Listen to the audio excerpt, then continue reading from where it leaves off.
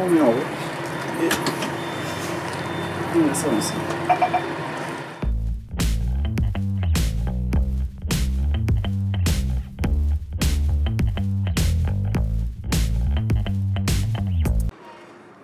Dans le cadre de sa feuille de route pour la transition énergétique, la région cofinance avec les transporteurs collectifs interurbains et scolaires l'expérimentation de véhicules propres en énergie. C'est ainsi que le service public vendéen est désormais équipé d'un autocar roulant au gaz naturel. Ce géant mesure 15 mètres de long et parcourt 265 km par jour. Il est piloté par la société Softour, membre du groupe FAST. Effectivement, la mise en place de cet autocar-là donc se fait dans le cadre d'un marché public. C'est une possibilité que nous avons saisie à travers l'appel d'offres qui nous a permis de répondre sur une variante qui a été retenue par la région des Pays de Loire.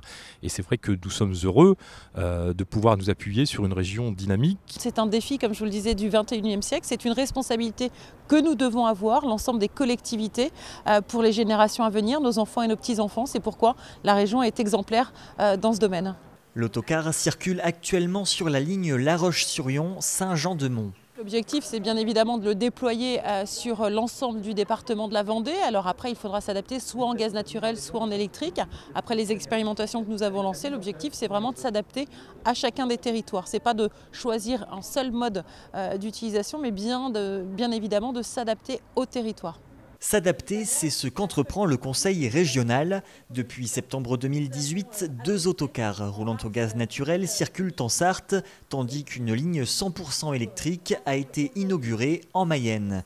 Prochain projet en réflexion, l'hydrogène. Avec notamment une spécificité que nous avons en région Pays de la Loire, la liaison maritime Fromentine-l'Île-Dieu, où nous pourrions lancer un bateau hydrogène, une expérimentation sur un bateau hydrogène. On entendait tout à l'heure parler d'hydrogène, donc on voit bien qu'on est aujourd'hui je dirais dans des solutions multiples et qui feront que les transporteurs auront plusieurs choix et d'investissement et d'accompagnement à travers ça, par la région bien évidemment. Aujourd'hui, utiliser un car roulant au gaz naturel, c'est réduire de 95% les émissions de particules fines.